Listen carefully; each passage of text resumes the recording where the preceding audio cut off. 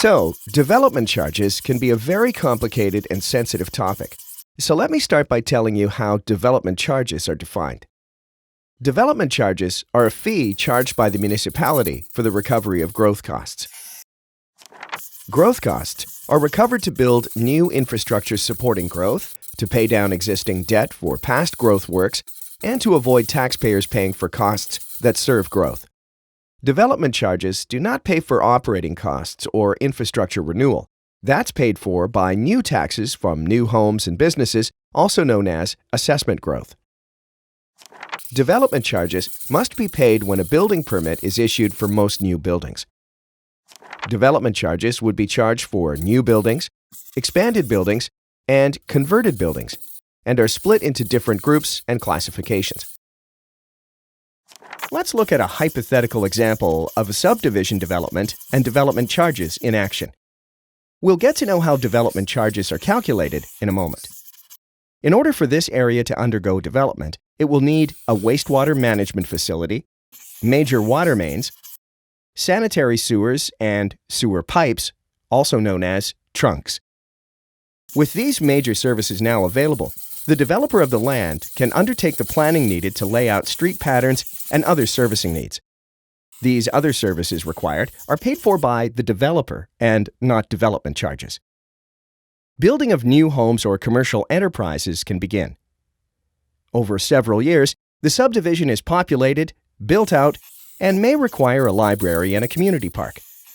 These items would be partially funded by development charges. It's now time to look at how development charge rates are calculated, which can be the most complicated item. But first, it's important to know that all municipalities in Ontario must follow the Development Charges Act, which outlines rules municipalities must follow for setting a development charge rate. The main focus of development charge calculation is recovering the appropriate amount of money from individuals who are sparking municipality growth. In simple terms, the rate is calculated as follows. The total dollar value of major growth projects, which is made up of the number of major growth projects, timing of projects, and post-period benefit, as well as other factors. This is then divided by the projected growth to be sparked by projects, which is made up of the amount of forecasted units in space and splits by development type. Okay, let's recap what we have learned. 1. Development charges are fees collected by a municipality for the recovery of growth costs. 2. Development charges are governed by the Province of Ontario under the Development Charges Act. 3. Development charges only pay for the initial capital cost of major growth-related services that have been identified as part of the rate-setting process. 4. Development charges are paid by individuals or entities looking to construct new buildings, expand buildings, or convert buildings for a different use. 5.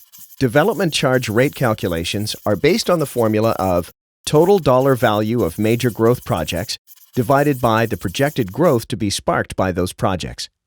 And that explains how your municipality uses development charges to pay for growth.